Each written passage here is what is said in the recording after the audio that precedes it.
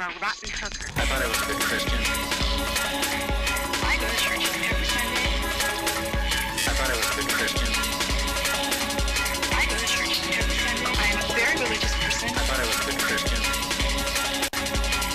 The very lies the serpent told to Eve in the Garden of Eden.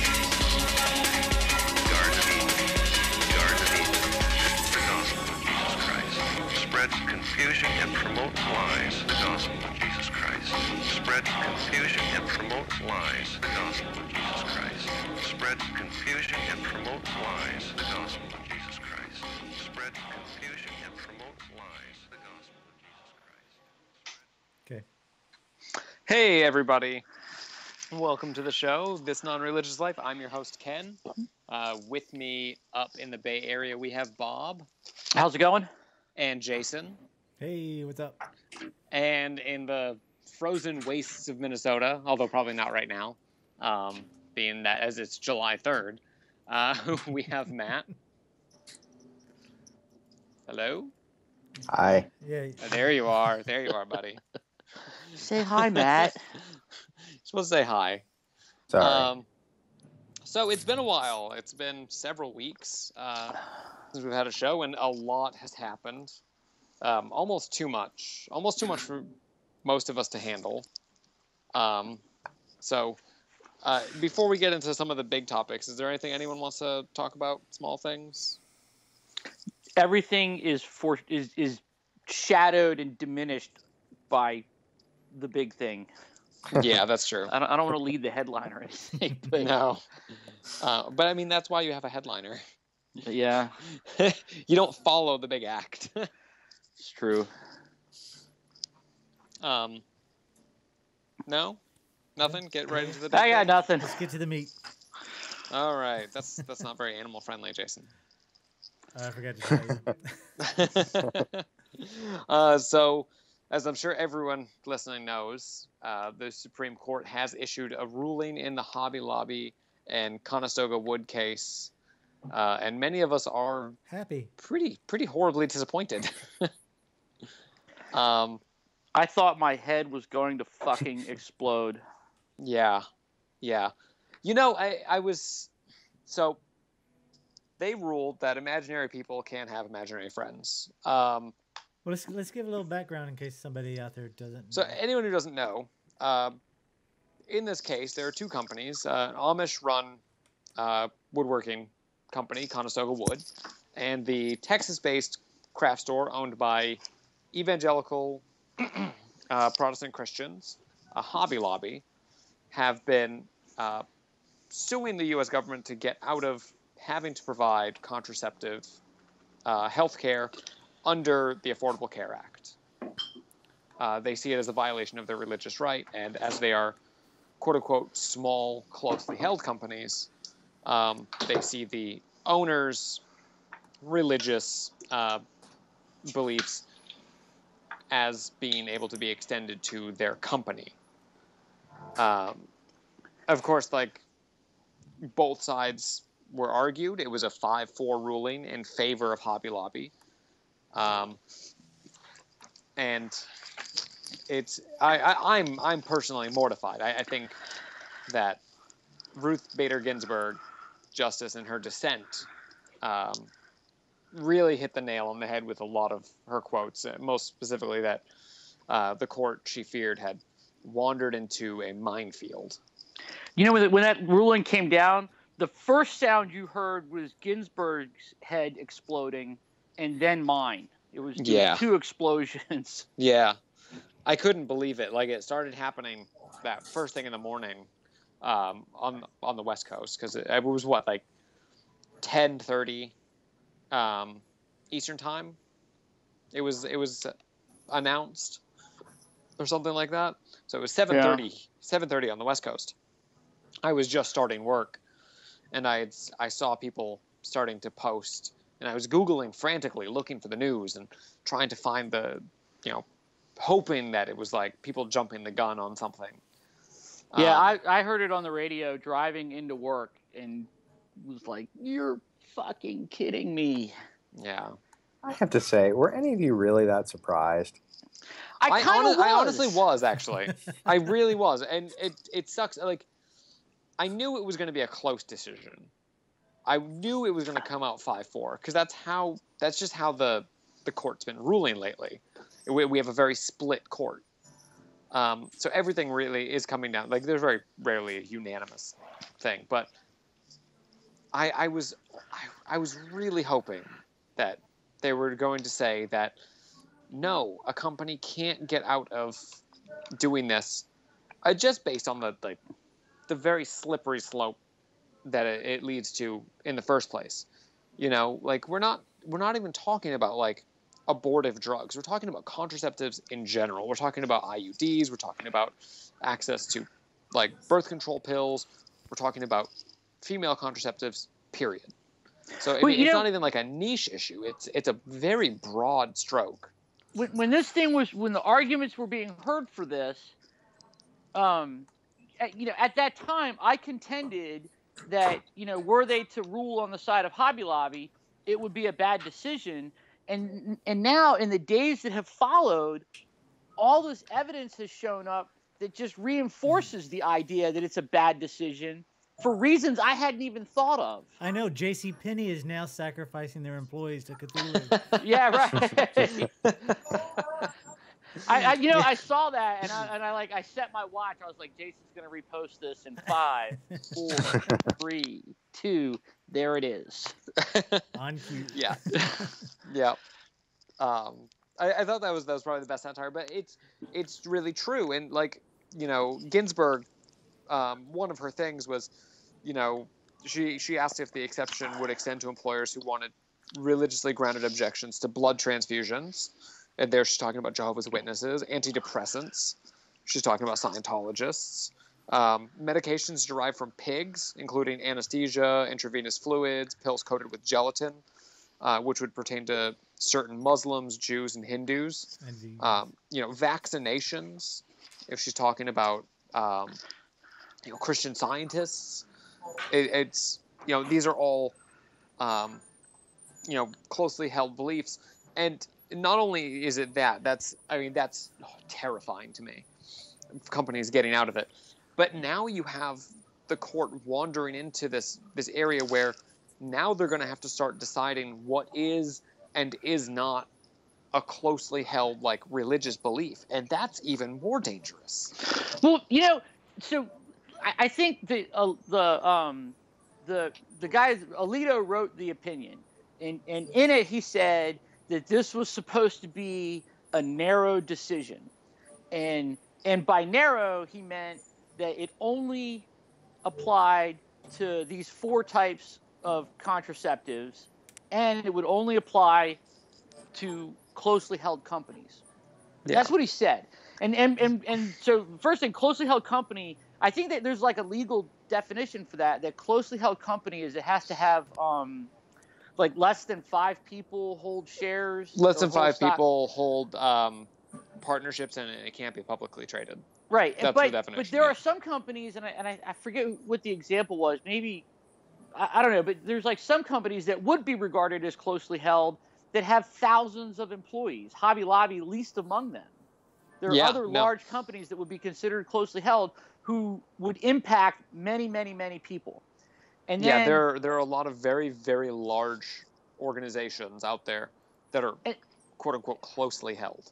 And then, even though they said that this would only apply to these 4 types of contraceptives because they were believed to be abortifactive, they ordered all the lower courts to review their decisions in similar cases, most specifically the Eden Foods case, who objected to all forms of contraceptive. Yep. And if you didn't know, Eden Foods, they're a Catholic held, a closely held Catholic organic food company. And that guy, it's not even, in his case, it's not even about a religious belief. He's just anti-government and doesn't want to be told what to do. Yeah. And so that's what a lot of this is going to be. And you're going to see a lot of it. You're going to see people who want the tax benefits of Affordable Care Act, but don't want to pay for specific parts of it. And and now you're getting this, people want their cake and they want to eat it too, and it's going to be, you're going to see a lot of companies hiding behind, quote unquote, deeply held beliefs to get out of doing things for their employees that cost money. And already it's not even being limited to contraceptive health care. There was that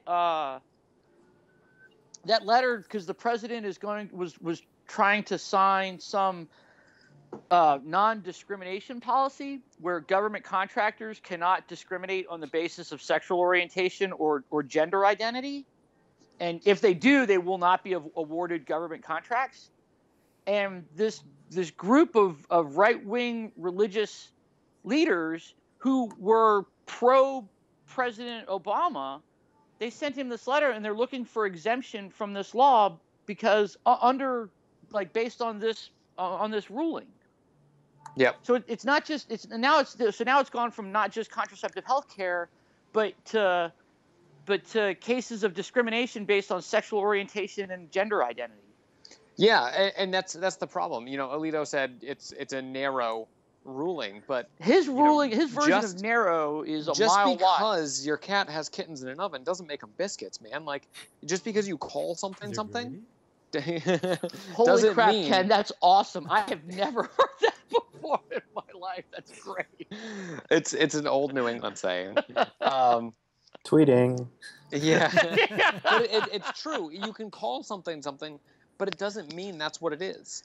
It's a narrow ruling. No, it's not, man. This thing is wide fucking open. Like, this is a wide open ruling that really, really, like, I want to call it a slippery slope, man, but it's just a straight pit. Like, I've heard read some commentators. They're like, it's gone from slippery slope to mudslide. Yeah, man. It's a scary ruling, and going around today, I was reading some stuff, and it doesn't surprise me with some of the justices on there, like Clarence Thomas. I don't know if anyone knew this, but a few months back, he issued a statement that he actually believed that, based on his reading of the Establishment Clause of the First Amendment, that individual states ought to be able to set up their own official religion. Because the scope of the First Amendment only applies to Congress. Huh. That's horrible. Yeah. Like, you think, okay, yes, writing in,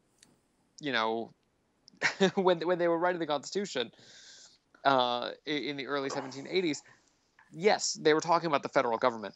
But the spirit of the law, man, like, there's a reason why they didn't want an established government. Not just, at the federal level, but the state level too. Because these people were not fans of established religion. Even the religious amongst the Founding Fathers were not fans of established religion. It caused nothing but bloodshed and divisiveness throughout Europe for hundreds of years. Like, between the time of the... Not counting the stamping out of small individual sects across Europe, but, from the time of the Great Schism, when the Catholic Church divided into Catholic and Orthodox, all the way through the Reformation, you saw established religion, and you saw countries fighting over it. Yeah, that's not good. That's really, like, I mean, I hope it doesn't get to that, but I don't know. At this point, I don't know. I really didn't think that this was where it was going to come down. No, I didn't think that either. And the reason is because I would have thought that the court would stay as far away from determining what religious belief is of merit and which one is not. I thought that the court would just stay away from that as far as they could. But that's what they've done here. They've opened the door for now the courts will establish what is a valid religious belief and what is not. Yeah, I think, I really dislike the idea of people getting out of doing things, just because, and hiding behind something that ought to be, a personal choice. Another thing that Ginsburg says is like, religious organizations exist for, let's see if I can find it. Religious organizations exist to foster the interest of persons subscribing to the same religious faith. Not so for for-profit corporations. Workers who sustain the operations of these corporations commonly are not drawn from the same religious community. And that's true. Like, just because you work at Hobby Lobby doesn't mean you subscribe to the owner's religious faith. So why should you be bound by their religious prescriptions? I mean, you shouldn't be, but Matt, you've been awful quiet on this, but you did have one point that I think gets overlooked, and I'm actually kind of sympathetic to it, but I just don't think in this instance it matters. Where you make the point, like, to the devout Christian that their work is their life, is their faith. Like, those things are very intertwined. And I honestly hadn't thought of it until you thought of it that way until you brought it up, because like I'm one of those people like life and work for me is kind of separate. Yeah, I brought this up in the blog I posted. Who knows? Maybe we can hyperlink it when we post the episode or something. For a Christian, especially a Protestant, there isn't the division of the sacred and secular. At least not as it isn't as sharp as, say, in Catholicism, where you have the, you have like your monks, which are living apart just for God, and your parishioners who are living amongst the world and who are more profane. And so, for the Protestant Christian, especially the devout one, their work can be an outflow could be a form of their worship, like. And in trying to do their work well, that's counted as worship. Now, in the case of Hobby Lobby, it's not that. I mean, no Christian is going to say that they're without fault.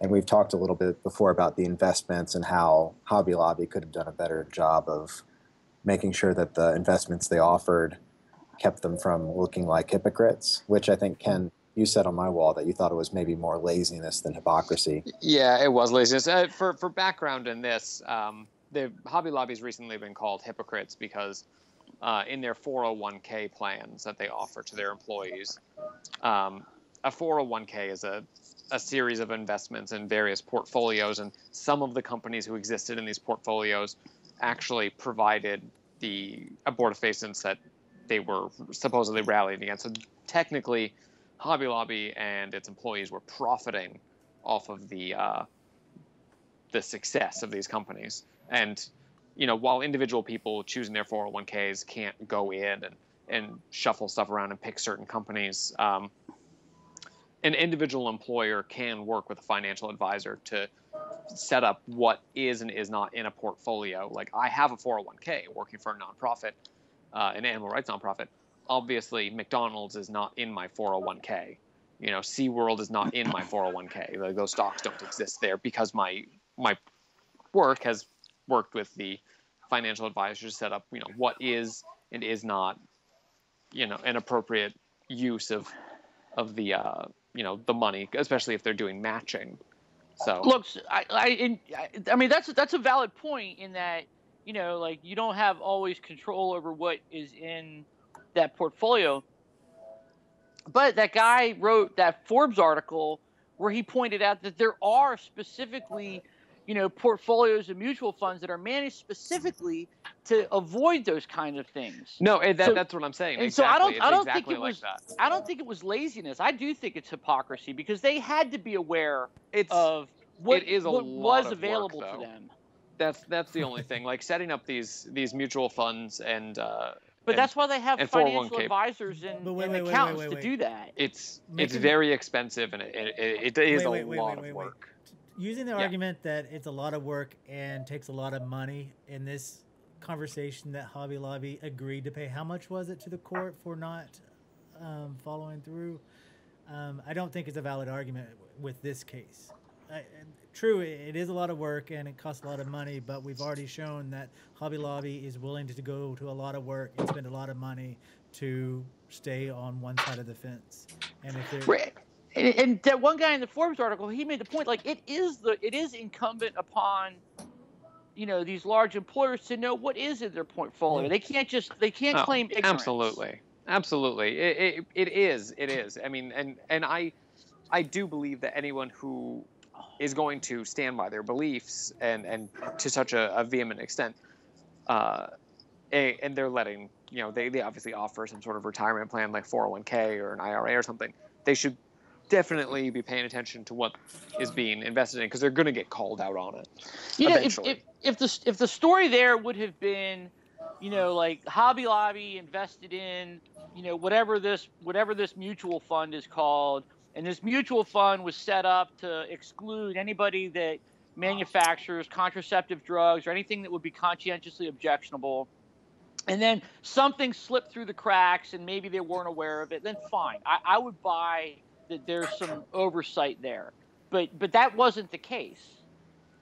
It just everything I've read, it's just that they made no attempt to regulate their finances conscientiously. So why all of a sudden are they objecting to having to pay for contraceptives under the Affordable Care Act?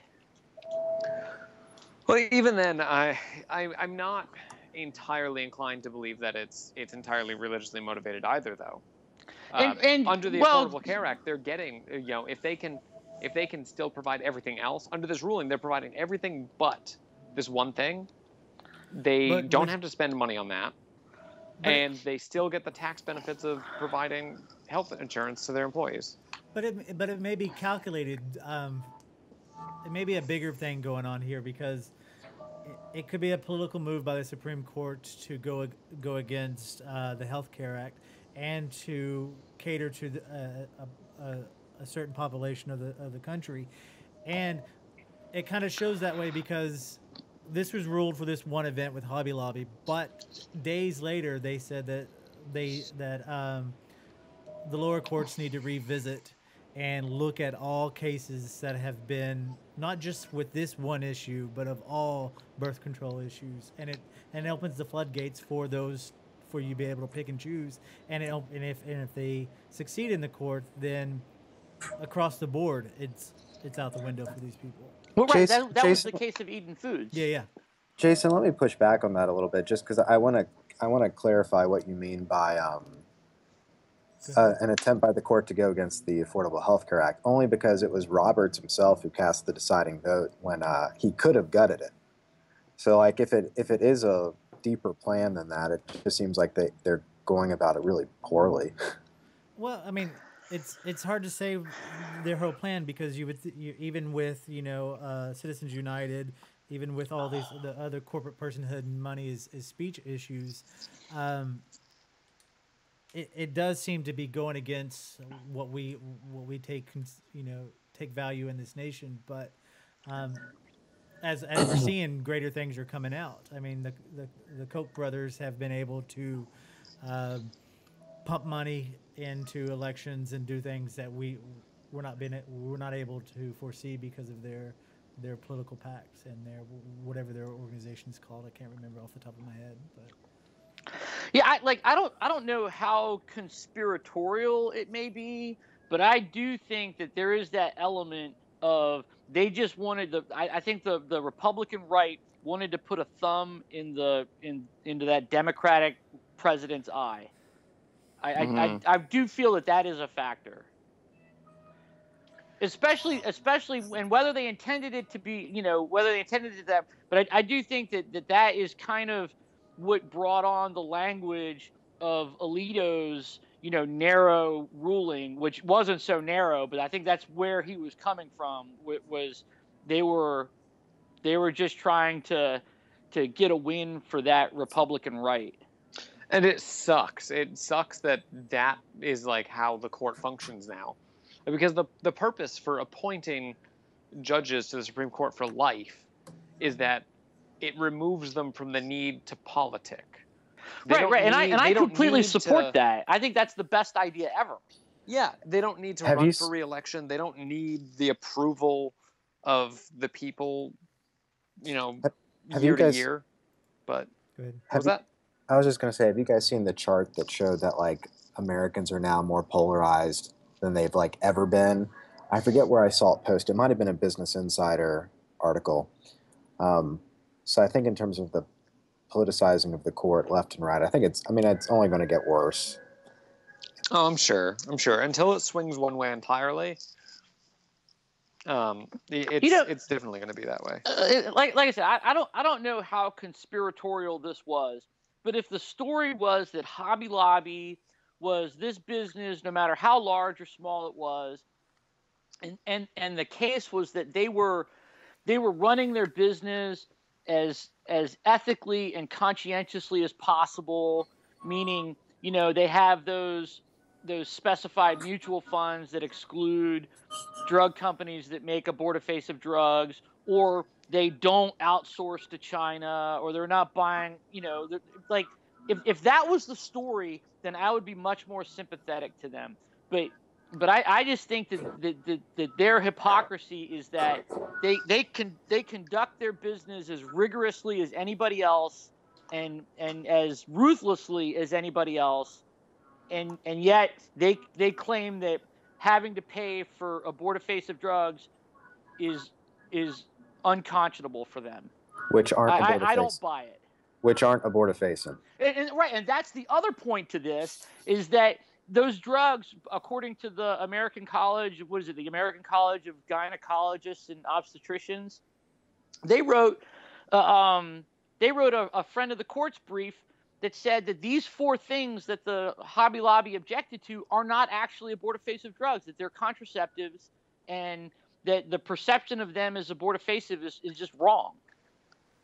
Yeah, because I think when some of those drugs came out, like Plan B, initially the FDA said it could prevent a fertilized egg from implanting in the uterine wall, but since then all the evidence seems to point to the fact that that's not true at all. So there's also this other component that seems to get overlooked on it a little bit, is that, okay, so for Hobby Lobby as being owned by people who are evangelical Christians, and abortive drugs are objectionable to them on these religious grounds, fine. That's one thing. But the Conestoga Wood Company, that objection isn't, the guy that owns that company, he's Mennonite, and that objection isn't the Mennonite party line. That's just his personal belief. Mm-hmm. Yeah, and I want to issue a correction. Earlier, I believe I said it was an Amish-owned company, and you're right, it was Mennonite-owned. So Mennonites at large are okay with abortive drugs, just not this one. So it doesn't matter what the belief is, who's the belief, or even if that belief is even true. I just really, really a bad decision. Way bad.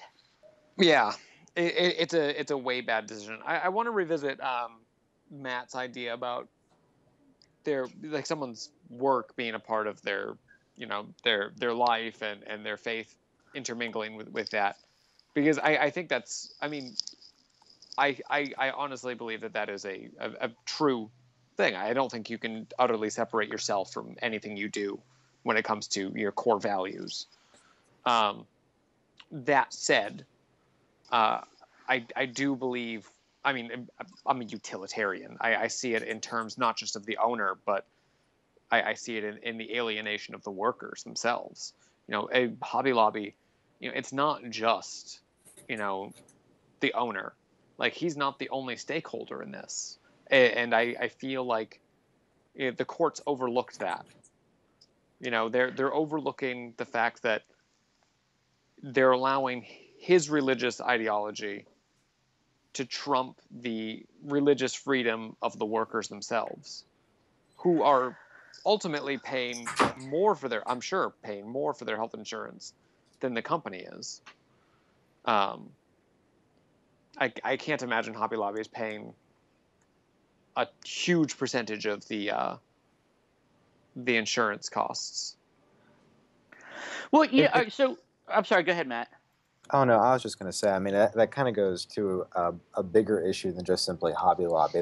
That goes to and I again, this is in the blog. I just kind of touched on it, so it'd be interesting to spread out this conversation a little more. And that goes to a debate on the nature of jobs and capital and economics in terms of who owns what, and the issue of private property and private capital. And So it's not even just Hobby Lobby. No, and absolutely. I mean, my analysis there definitely delves deeper into the left than anyone on the Supreme Court sits. But I really feel that that's an issue that should be considered. You know, companies are built on the premise of paying workers an amount of money that is less than the actual value of the products of their labor. So it's already a one-sided argument. I feel like trying to use your personal religious ideology to, back out of providing things that are mandated by law that you have to provide to your workers is, it's just twisting the knife at that point. Well, it'd be like saying you don't get weekends, or we can't pay you overtime, or our religious beliefs disallow us from believing in concepts such as minimum wage. The idea of universal healthcare being, it's not universal healthcare, but the idea of healthcare being provided by a worker, and it's not being provided; it's access to it is being provided.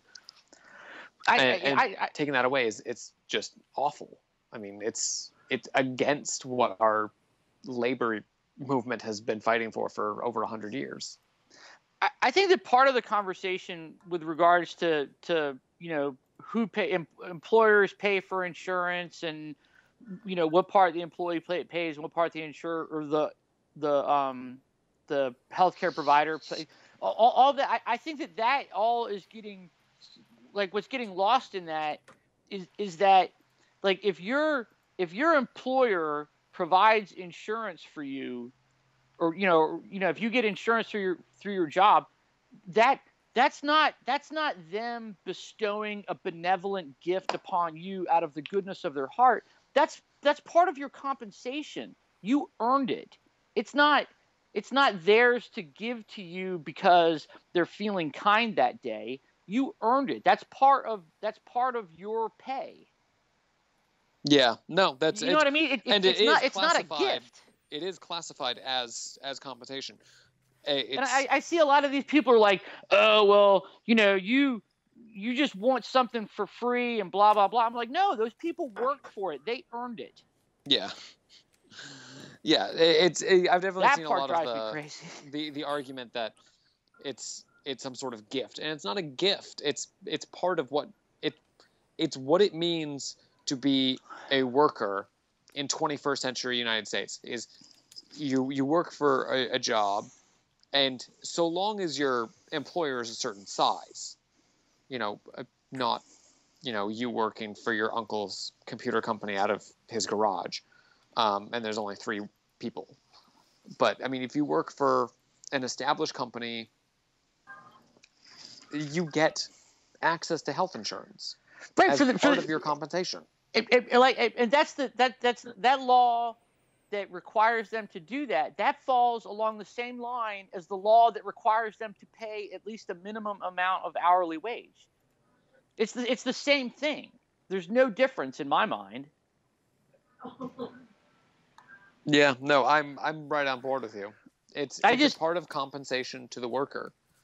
I just see a lot of internet conversation where it's like, oh, everybody wants something for free. No, they didn't. Nobody's getting anything for free. They earned it. Yeah, they earned it by making the company money. Yeah. They more than paid for it.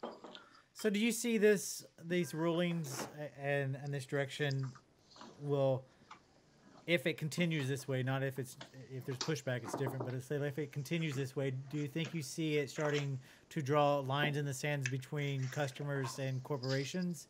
Meaning, like, we only, like, for us, like you and me, Ken, like, we will only work, I mean, we've spoke about it on this show, we only work for nonprofits that cater to our ideologies. But there's people out there who do work at McDonald's and do work in slaughterhouses and stuff, not because it's their ideology, but they have to feed their family. But with Yeah, with and this pushing forward, do you see it pushing where more like heavily Christian belief will work at Chick-fil-A, work at Hobby Lobby versus spreading out to other companies? it's definitely a possibility. I see the government starting to take stand on. I mean, it's scary that an imaginary entity can establish a deeply held belief. You know, and by imaginary entity, I mean the idea of corporate personhood. Yeah. You know, it's and so they're starting to establish, you know, official religions, and while there are still only, you know, very small portion of them, you do have your big ones. You have your Chick-fil-A, you have your Hobby Lobby. These are not insignificant companies. You know, Yeah. I'm not. I know I'm going to get like lambasted for this, and I realize that this idea of corporate personhood has lots and lots of problems, but like, where's the story of the company that fired a guy because he was a racist or he was homophobic, and that his racism or homophobia conflicted with the core values of the company? Where's that lawsuit, right? Because, you know, then you could make the argument that, you know, the corporate entity holds these values that we don't want employees who are racist or homophobic. And you know, you could make the point that, like, you know, the guy was fired because he, you know, those values of we don't want anybody that's racist or homophobic. So where's that court case? When is that going to happen? Where's the company that is being sued for their positive values? Well, there's a man in New Jersey who filed a lawsuit against his employer, Benjamin Moore Paints, because they were naming their paints that the names of their paints were somewhat racist, and he spoke out about it, and they fired him. So he sued it for that. And the names of the paints were like Clinton Brown, Tucker Chocolate, and Confederate Red. That's crazy. Wow. Oh my God. But I hear what you're saying, Bob. Yeah. But you know what I'm saying? Like where's the guy that says, like, oh, you can't fire me because my personal religious belief is that, you know, homosexuals are evil and people not of my same race are lesser than. That's my sincerely held religious belief. I see what you're saying here. You're arguing the reverse point of a person getting out of like a discriminatory reprimand. Yeah. Like a reprimand for being discriminatory because of their deeply held beliefs. And I think this ties into what Jason was saying earlier. And you know what? That might be coming down the road. Who knows? Well, it may be or maybe not, because it seems corporate personhood is superseding individual human personhood. And the reason it's doing it is because the corporate personhood has more money than a collective individual in the state. Yeah, but what I'm saying though is that if that guy gets fired and he takes that to court and they say, you know, and it's that idea of corporate personhood, but the corporate person is an upstanding global citizen, but we would never complain. We always get these like this whole corporate personhood is just an excuse for somebody to be a bad actor. No, it's been taken. If you take food labels, for example, if we take the dairy industry, when the big movement was to get milk labeled that it had certain growth hormones in it, what is it, RGBH? RGBH, yeah. When consumer groups were pushing to get that labeled because of health side effects, the milk industry took the corporate personhood label to court and said that it violates their rights to be dictated to what to put on their labels because they own the product, they own and they won, and the consumer lost because of it, and that's Well, that's what I'm saying. This whole idea of corporate personhood, it's been hijacked as an excuse to to allow somebody the latitude to skirt the law and be a bad actor. No, it's not been hijacked. It was planned that way. That's why they pushed it. That's why corporations. That's why ALEC exists. That's why now that ag laws are existing. That's why all of this, because it's planned that way. It's intention. It's not. But again, that's conspiratorial. I mean, the it is whole, not conspiratorial. The whole point of the corporate entity is so that if I'm Bob's Plumbing and I'm incorporated, and so there's Bob's Plumbing Corporation, then if one of my employees, messes up, or I do something wrong or do a bad job, and they sue, and you get sued, they can't go out. They can go after every asset that Bob's Plumbing Corporation has, but they can't go after Bob Price's personal finances, because the whole point was to make the person and the corporate separate. Yes, but that's not corporate personhood, which was like I said, recently. My point is this whole idea of the corporation has run crazy. Oh, I see what you're saying. You're saying that separate of the idea of incorporation, the idea of corporate personhood has been created to hijack the corporation and to allow people to be shitheads. Exactly. Well, yeah, right. Okay. That's what I'm saying. Yeah, because corporate personhood is something that's relatively new, only a few years, and it's horrifying. No, I disagree with corporate personhood being fairly new. I'll send you all links. In a legal perspective, recognized in the United States at a legal level, corporate personhood is relatively new. Not to say it wasn't a long time coming, but it's a relatively new legal jurisdiction. I guess it's how you define new, how far that new goes back. But my point is, it was originally this idea that was intended to protect the individual, and instead it has been a freight train that has run away. It's totally gotten away from us and become this obscenity. I mean, it's become really bad, and like I said, there's lots and lots of problems. Well, it started when they redefined corporations, because corporations, when they first began here in the States, was that they only could be incorporated for a certain amount of time for a service that provided a good to like building railroads, bridges, and stuff. And then after a certain date, or after they achieved their goal, their incorporations was revoked by the state. And industry and businessmen at the time was white wealthy. They pushed to adopt corporate personhood so they could have incorporation for much longer and be able to do things that didn't serve the overall good for the country. Well, right. Well, that goes to my point that somebody took a good idea and made it a bad idea.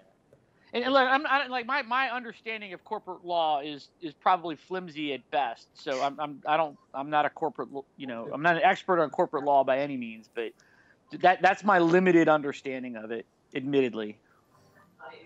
So I could be wrong about a lot of things. Okay. Well, yeah. Let's move on then. Okay. Moving right along. Moving along. I know I think it's a bad decision, and I know Ken thinks it's a bad decision, and I'm pretty sure Jason's not happy with it either. But I'm curious where Matt stands on it. Come on, Matt. You've invited a lot of conversation on your blog and on Facebook, but I haven't heard you put your nickel down. I'm just sitting back here enjoying the show, man. Right on. I mean, on my blog, I've laid out some of the issues with the Hobby Lobby case. My issues with abortion haven't changed. Like, I think abortion is while legal, I don't think legality equals ethics. I don't think legality equals something being ethical, is how that should have been said.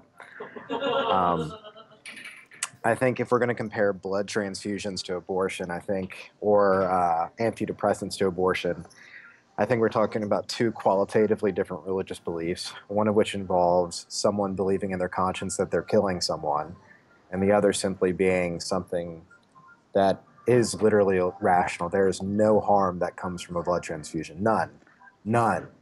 Okay, but I'm going to stop you for a moment. But And we don't have. if you have a sincere religious belief that the blood transfusion, shatters your soul or takes your soul away or whatever crazy thing it is, then that's tantamount to murder. And as soon as you I don't know, it's just as soon as you start qualifying these things, it's like, well, one is this, but this is not so bad, and this is okay. That's my point, that the courts can't decide which one is better or more important than the other. Right, but we also qualify intangible moral beliefs all the time, because every moral belief is turtles all the way down. And at some point, we all take a jumping off point to believe in things like human equality and human dignity. So if we're going to talk about any intangible moral belief being, if we're going to talk about them being ungrounded, technically any more, I don't buy the, I think there's some good stuff in evolutionary science pointing to why tribes exist and help each other. But if we're really going to talk about a deep grounding on which one can stand and live and die, then a Kantian has just as much place to stand as a utilitarian. So I take your point. You did but not I think, just defend Kant. You can find a different place to stay when you're out here. So, sorry. Don't give me that categorical imperative bullshit. Well, you're a utilitarian, so I I am a utilitarian. At least I'm not a Hegelian. Yeah. Sweet Lord. Well, the only thing. Oh my God, you guys are gonna Hegelian have to is use you small can't decide words. on anything. So Bob, my main point is just simply that. All moral norms require qualification, religious or philosophical. That's fair, but the court shouldn't be deciding on what is moral. I mean, like, laws aren't. I mean, morals are. I mean, we could talk all day about what morality and ethics are, and as far as I know, there's no legal jurisdiction to what it is. Two, and we're not just talking about abortifacients and abortion. We're talking about contraceptives, period. Yes. Especially now that we're talking about eating foods, and that opens up the, if you're talking about, even on a much lesser and simplified level, the contraceptive issue and the antidepressant issue are very similar. Well, and let me say, I wanted to get the abortion issue out of the way, to set it up as like a preface, to deal with the issue of corporate personhood and some of the other issues that are involved in the case. Because if it's about the potential abortifacients, again, like, the evidence seems to point to the fact that the drugs that were being fought over weren't abortifacients to begin with. So it almost makes the point moot in a lot of ways. As far as the whole corporate personhood issue goes, I do get, and I put this in my blog, I am disturbed by the Citizens United case and the tendency for a lot of money. Like, what would be awesome is if we had like a system like they have in England, where it's like a 6-week election and done. Like, you call it and you just do it and you get out of the way, and it's not a 2-year money fest. Because of the money in the system is very corrupt and very oligarchical. So I see it as problematic. I agree. I agree with the election thing and what it means. I do wish we had a different system. I like the idea of someone not, like, if in a theoretical future something abortifacient was required to be covered in healthcare, I'm glad there's a precedent that says that's not the case. But I think Ginsburg's right. I think, if you're going to qualify different religious beliefs, I'm not saying it's not a problem. Like, I want to go back to the beginning of my answer. Like, I recognize the issues in Ginsburg's dissent about qualifying different religious beliefs. But that almost assumes that religious beliefs are entirely irrational and have no irrational underpinning, and that's not how I I don't understand my religious beliefs as being completely irrational or divorced from reason. So Yeah. So, my argument in that vein, though, like personally, I think that I think that religious belief is irrational. But that's me. That's my opinion, my take on it, which counts for nothing, and it should count for nothing. As soon as the courts have to start qualifying religious beliefs, then somebody's opinion on what a religious belief is or isn't irrational becomes relevant, and that shouldn't be the case. I don't think the courts should decide what is a qualified religious belief or not. yeah. So they have that. Like I think it's really important for the court to stay out of that. Wait, what are you going to say, Matt? Oh, no. I mean, like I said, I'm not saying it's not problematic. Again, the issue of abortion, though, is one of those things that, I mean, it's in the national consciousness more than blood transfusions and antidepressants. I mean, So- it is, but if there's such a premium on life, if that's where it all starts, this idea that just any life is sacred, then the evangelical shouldn't even pay taxes, because those taxes go to fund military, and we fight wars, and in wars people die. I think that's an excellent point. And so what I would say to that is that I follow a Jewish carpenter, and he himself said we should give taxes to the oppressive Roman emperor of his day. Which is why I said in my blog it would have been better if, for any type of contraceptive coverage, if the government had pulled the tab on it, and that probably would have resolved all of this. That probably would have been way better. Just have the government let contraception be a single-payer option. Like, do that. Make it easy. Well, I've read that they're talking like that's going to be the workaround for this. Yeah, why not? But, I mean, what it's done is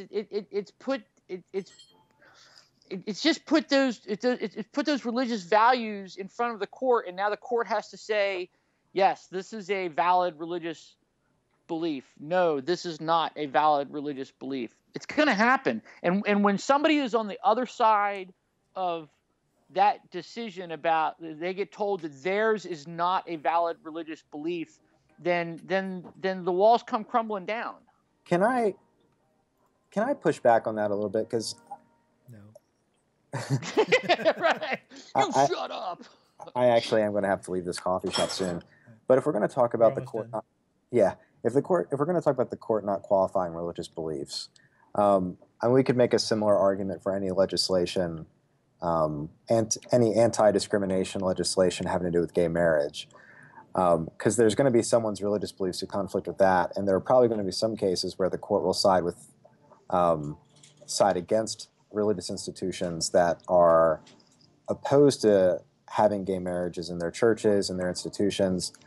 And it's probably not unlikely that at some point some of those institutions that resist hiring someone who, like the World Vision situation, that those who resist hiring someone due to orientation are going to lose in court if they're sued for discrimination. And that would be a case of the court qualifying religious belief. Now, personally, I think gay marriage should be legal because, you know me, Well, let me ask you this not question. a Christian nation, let the church be the church. We can take it. Well, I actually think that churches should not be compelled to require gay marriage. If your religion says that gay marriage is wrong, awesome. You go have that religion, and gay people will go and they'll get married somewhere else. They don't have to get married in your church. But it can't be. The state cannot get in the way. The state has to treat all marriages equally, but the state has no business saying what is a valid religious belief or not. And I realize that cuts both ways. And that's why I say, like, if that church doesn't want to perform gay weddings, or if some religion wants to speak to the evils of homosexuality, like, all day they have the freedom to do so. I don't have to agree, and I don't have to go. Which I do want to say, and I'm going to sign off because I have to get out of here.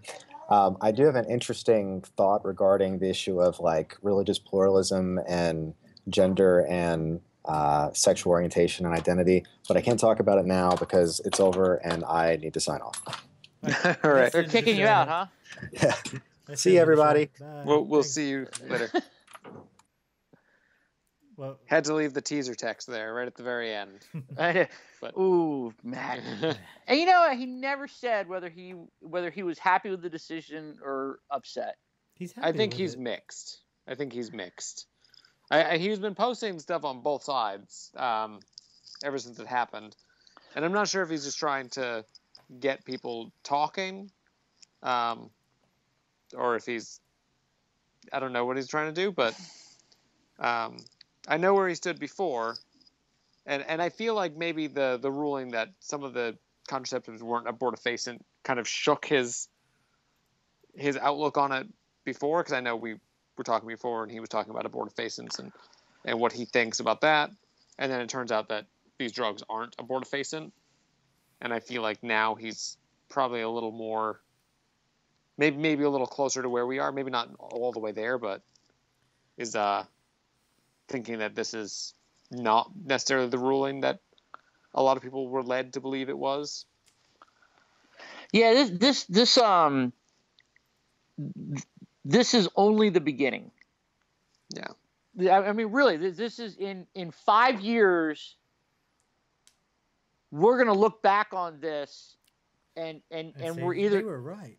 and we're yeah, and we're gonna look back on this in 5 years, and it's gonna be it'll either be one of those decisions that gets taught in schools like the Brown versus Topeka Board of Education, where we're like, this is where the court made a misstep, and you know, then it was later overturned here, or we're gonna look back and be like, this is where it all started. Yeah, I agree. Either way, I mean, it's a landmark case. Like, it's not at all a narrow ruling, like Alito says. No, it's not narrow at all. It's going to lead to a lot of issues. What is that saying again? Just because the cat has kittens in the oven doesn't mean you can call them biscuits. Just because a cat has her kittens in an oven, don't make them biscuits. Yeah.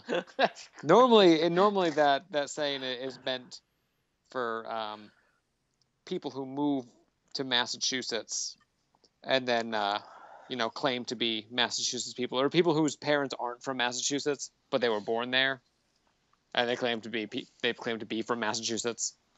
Just because a cat has her kittens in the oven, don't make them biscuits. Oh my gosh.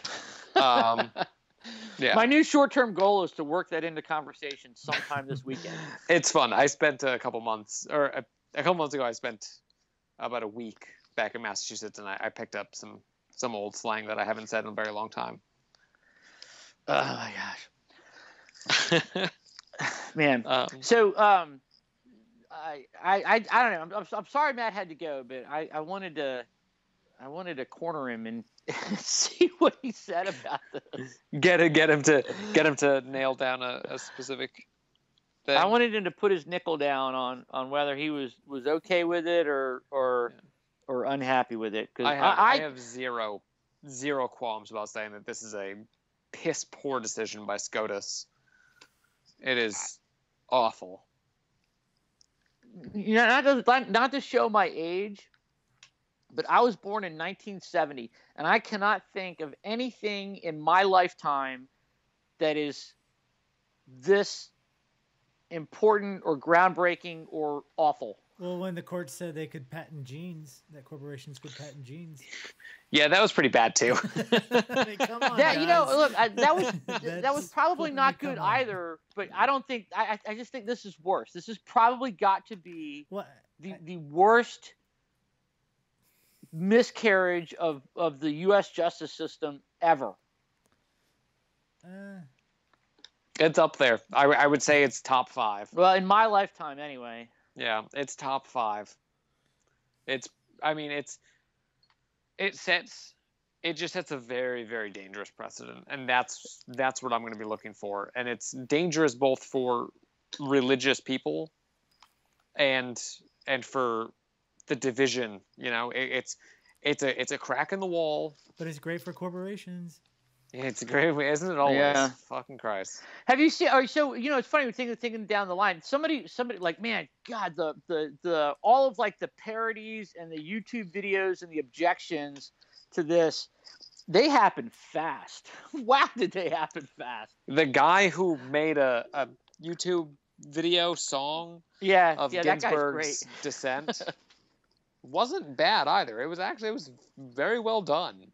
Did you see the video where the girl is watching the decision on her TV and she's like, "Oh, that ain't gonna fly," and then she falls asleep and she has a dream, and the dream is 5 years down the road, and the newscast is revisiting the decision, 5 years later. Like, it's been 5 years since this decision, and let's see what's happening. And they go to like linens and things type store that sells like bath towels and stuff like that.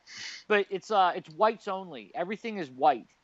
And they're like, yeah, we really have been doing well since this decision because, according to our sincerely held religious belief, we don't pay for health care to interracial marriages because that's our sincerely held religious belief. We don't have to pay for contraceptives in the case of interracial marriages. and then the other one was like they sort of had like the second take on it. They had this guy, he was like an employee of Chick-fil-A, and he was like really like flamboyantly gay, and he was talking about how Chick-fil-A under their insurance program that they paid for him to go to like this re-education camp, and they prayed the gay away from him. Oh my God. It's I have such mixed feelings about the parodies because on the one hand I'm like, that's hilarious. On the other hand I'm like, fuck, that could really happen. Well, yeah, I know, that's the thing. Like, right, it is like it's funny because it's sad. It's only been a couple of days. I'd like to see what happens in a month, a year, a decade. Yeah. And I don't think any of it's going to be good. Yeah, I'm very worried about the outcome and and what it means for Americans in general, religious or not. So that's my 2 cents. But you know what? I like how much of a rock star Ginsburg has become. Oh yeah, no, Ruth Bader Ginsburg has always been a rock star. Ruth Bader Ginsburg is like, her dissents sometimes are hilarious. Like she has no qualms with calling people out and saying that was a fucking piss poor decision. Like, she worked the word geezers into her into her dissent. That is awesome. Yeah. We should wrap it up. Yes, we should. So, everyone out there in podcast land, listening and watching maybe, or all 5 of you. All 5 of you somewhere. No, we have more than 5 viewers, I hope. Hi, Mom. Hi, Mom. Hi, Jason's mom. Hey. That's 3. I know she watches. Well, yeah, because she just sent me a text saying, hey, when are you going to post the rebroadcast? I figure this is like being in a band in high school again. Yeah. Anyway, if you're out there listening and you liked what we had to say, or you didn't like what we had to say, or maybe we totally missed something that you thought we should have said, you'll leave us a comment, leave your concerns, call us, email us, whatever it is, 757-337-2195? Something like that. Yeah. See, it's been so long you forgot. I totally forgot. But it's still in my head somewhere. Or you can, non-religious at zombiepopcorn.com. Just go to zombiepopcorn.com, see everything there. There's everything. You can find us anywhere. Leave us some sort of format. Maybe Jason will post his mailing address and you can send him letters, love letters. It's all on the website. You can send me stuff from there. Oh, okay. Love letters. Send stuff there then. All right. I will read your love letters or hate mail on air. Yes. That would be awesome. Be so awesome. Okay. Anyway, we'll see you next time. Have a good night. Good night. Bye. Great show.